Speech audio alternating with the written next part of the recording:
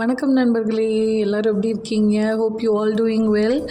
And இன்றைக்கி நம்ம என்ன டிஷ் பார்க்க போகிறோன்னு உங்களுக்கு வீடியோவை பார்த்தோன்னே தெரிஞ்சிருக்கும். சிக்கன் சூப் தான் நம்ம பண்ண போகிறோம். பேசிக்காக சிக்கன் சூப்பு நம்ம பண்ணுறதுக்கு முன்னாடி அதில் என்ன மேட்டர் இருக்குங்கிறத பற்றி கொஞ்சம் பார்த்துடலாமா? ஸோ நீங்கள் எப்போயுமே சூப்புன்னு ஒன்று எடுத்துக்கிட்டாலே உங்களோட உடம்புக்கு ரொம்ப நல்லது. அது நம்ம நான்வெஜ் தான் வெஜ் தான் கிடையாது. வெஜிடேரியனாக இருந்தாலும் நம்ம உடம்புக்கு ரொம்ப நல்லது, நான் வெஜிடேரியனாக இருந்தாலும் நமக்கு உடம்புக்கு ரொம்ப நல்லது. ஓகேங்களா? பட் எல்லாத்தையும் அளவாக எடுத்துக்கிறது ரொம்ப ரொம்ப நல்லது.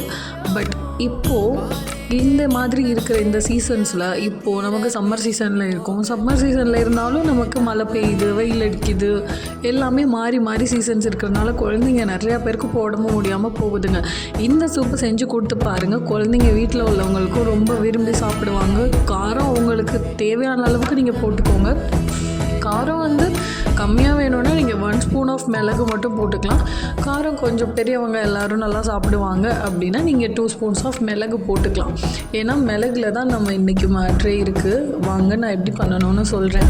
ஸோ வீடியோவில் நீங்கள் பார்த்த மாதிரி சீரகம், மிளகு அண்ட் சின்ன வெங்காயம், இஞ்சி, பூண்டு எல்லாத்தையும் குட்டி குட்டியாக சாப் பண்ணி நல்லா மிக்சியில் கிரைண்ட் பண்ணி தனியாக எடுத்துக்கோங்க. அண்ட் ஆஃப்டர் தட் ஒரு குக்கர் எடுத்துகிட்டு குக்கரில் 1 கப் தண்ணி ஊற்றிட்டு எவ்வளோ நீங்கள் சிக்கன் எடுத்துருக்கீங்களோ அந்த சிக்கனை உள்ளே போட்டுட்டு நீங்கள் அரைச்சி வச்சுருக்க அந்த விழுதையும் உள்ளே போட்டுட்டு 2 தக்காளியை கட் பண்ணி அதையும் உள்ளே போட்டுடுங்க. போட்டுட்டு கொஞ்சோண்டு மிளகுத்தூள், கொஞ்சோண்டு உப்பு போட்டு நல்லா எல்லாத்தையும் மிக்ஸ் பண்ணிவிட்டு ஒரு கைப்பிடி அளவுக்கு நல்லா கொத்தமல்லி எடுத்து அதையும் தூவிடுங்க. நல்லா குக்கரை மூடி போட்டுட்டு நல்லா 3 விசில் 4 விசில் வரட்டுங்க. வந்ததுக்கப்புறம் நல்லெண்ணெயை ஊற்றி நல்லா மிக்ஸ் பண்ணி வெளியில் எடுத்துடுங்க.